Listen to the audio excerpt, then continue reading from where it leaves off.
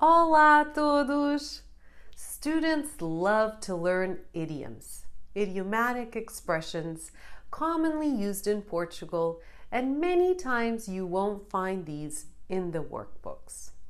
These are very interesting to learn, use, and impress people if you want to sound more like a native. In today's video, you will be learning some body parts vocabulary and how these words are used in idioms in order to express a thought, a recommendation, a feature.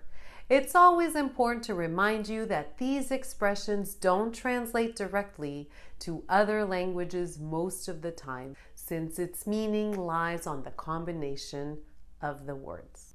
If you enjoy my content, don't forget to subscribe. If you are looking for one-on-one online lessons, feel free to reach out through my website. I have a team of teachers that can help you out. We are also launching a program for children. E agora, vamos começar!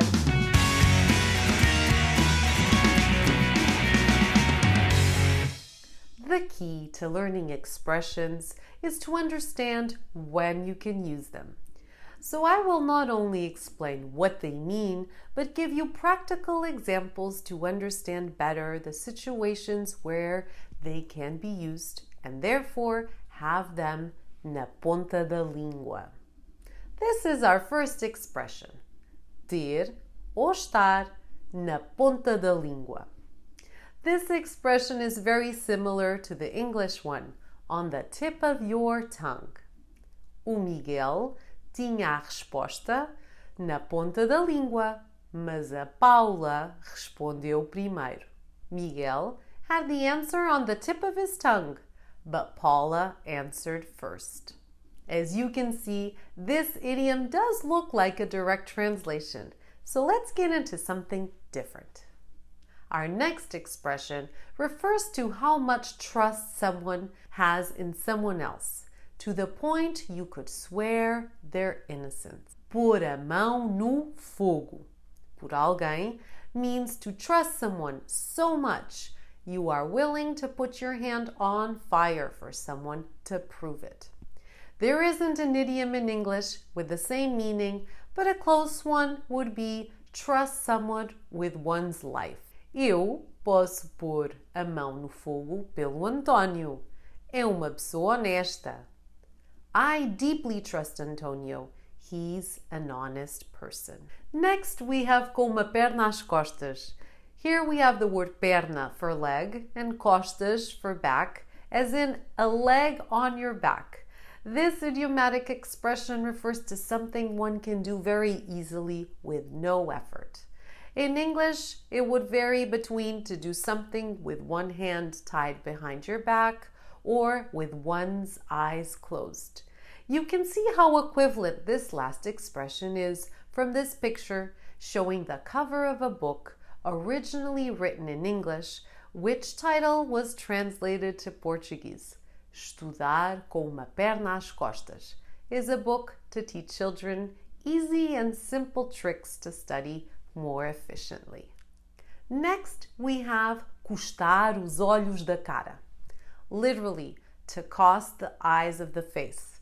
This one is equivalent to the English idiom to cost an arm and a leg, and expresses the idea for something very expensive. Notice how both in Portuguese and in English, this idiom refers to having to give up a body part in order to pay for something.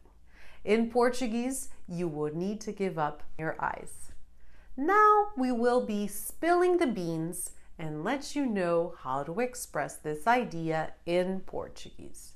Dar com a língua nos dentes, somehow translated as making your tongue touch your teeth.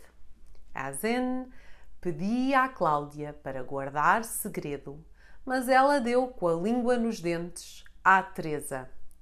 I asked Claudia to keep it a secret, but she spilled the beans to Teresa. What about when you're hungry and it's time for lunch or dinner? Is there an idiom for that? Yes. In Portuguese, we have ter a barriga a dar horas. This can be translated as having an alarm clock in your belly telling you it's time to eat. This would be equivalent to the English, I could eat a horse, but it's more focused on the fact that your stomach is rumbling. Another interesting idiom in Portuguese is the way to refer to someone very talkative, chatty, that doesn't know when to stop.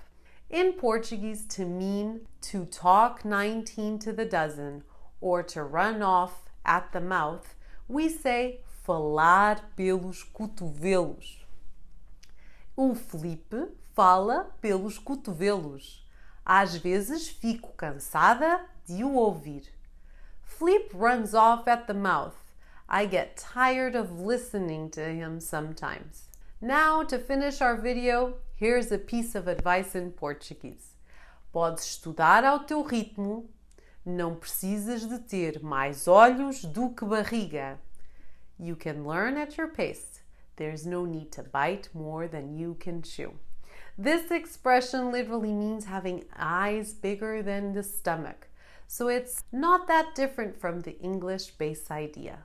Let's take a look at another example. A Eva não consegue ler os livros todos que comprou. Tem mesmo mais olhos do que barriga.